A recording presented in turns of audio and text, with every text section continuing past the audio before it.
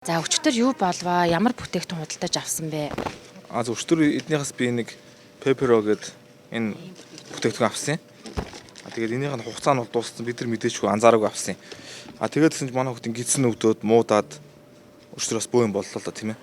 Тэгээд түргэн дээр дуудаад тэгсэн чинь хорлохонд орсон байна гэдэг чинь. Тэгээд би өглөө ирээд эднийх рүү хандсан эдний тэр менежертэй нь уулзаад танаас авсан юм чинь юм байна гэсэн чинь уучлаарай гэд тэгж гин.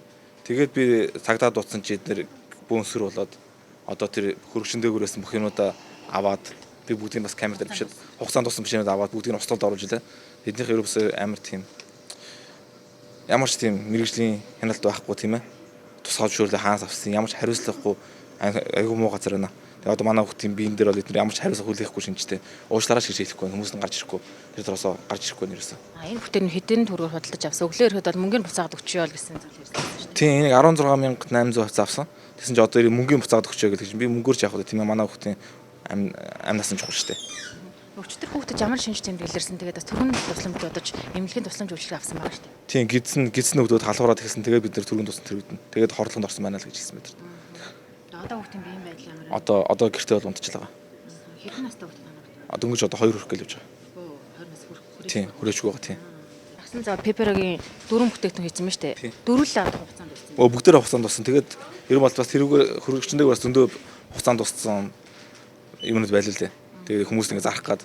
Тэгээд би сая бүгдийг яасан чи бүгдийг шууд аваад лангуу дээрээс авангуудаа устгалд оруулж ин бүгдийг. Тэрийг та баримтжуулж авсан байна. Тийм бүгдийг бичлэгээр авсан байна. Тэгэхээр тэрийг бас үзүүлээ. Энийг төрийг шин тавьчих тий. За энэ бичлэгийг эхлүүлээ. За ингээд хөрөгчнөөс ингээд бүтээгдэхүүн аваад бүгднийг хугацаанд тусан бүтээгдэхүүнээр ийшээ орж устгалд оруулж байгаа юм байна.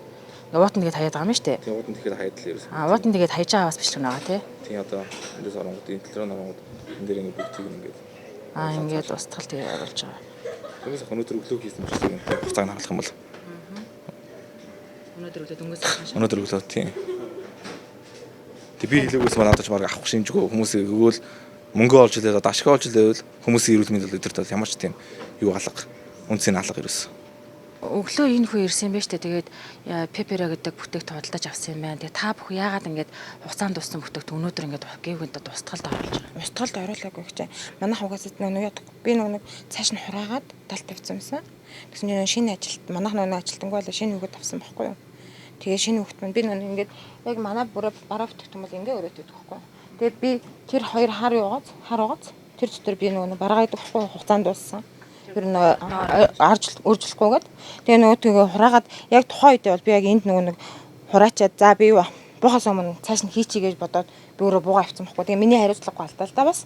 Тэгээд дараагийн ээлжиндээ би хичээндээ бити байгаарэ энийг өрөөрэй гэж хэлчихэд байсан чинь манай нөгөө менежер бас нөгөө хүүхдүүдээ шөнийхэн хүүхдүүдэд хэлнэ. Манай 24 юм чинь шөнийхэн хүүхдүүдэд хэлээгүй бууччих. Тэгээд нэг иймэрхүү юм болчихлоо. Одоо танахаас ямар хүмүүс ирж байгаа вэ? Одоо энэ хүүхэд хорлохонд орчлоо шүү дээ тий. Тэгэхээр энэ бол төр хариуцж байгаа нэг менежер байгаа. Тэр ирж байгаа. Тэгээ цагдаа тайлбарлаас уулзсан. Альцаа. Нөгөө хүмүүс ирэхлээр над дээр хөр дээр ирэл гэсэн. За бүтээгдэхүүн хугацаа айл хэдийн дуусаад 5 гэдэг чинь 7 өдөр өнгөрцөн байхад өнөөдөр хүртэл ингээд лангуун дээр ингээд худалдааж байсан. За энэ ингээд цагстаа ингээд бүтээгдэхүүний 3 задлааг байгаа. 3 нь бол ингээд лангуун дээрээс нэг нь задлсан нь бол өчигдрийн худалдан авсан ингээд хүүхдийн эдсэн бичин байгаа. За ингээд хүүхэд хорлохонд ороод өчтөр одоо түргэн тусламж аваад энэ бичрээс хорцсон байна гэдгийг бол эрүүл мэндийн одоо түргэн тусламж илэрхийлсэн. За тухайн хүүхдийн одоо аав нь бол одоо өнөөдөр ирээд танаа бүтээгдэхүүн цордчлоо ингээд хугацаанд дуусчихсан байх шүү дээ. Ингээд ийм нөхцөл байдал үүслээ гэхэд одоо би таны мөнгөө буцаагаад өгчөө. 16000 гаруй мянган төгрөг худалдаж авсан. Тэрийг буцаагаад өгчөө гэд ийм тайлбарыг G25-аас илэрхийлсэн байгаа.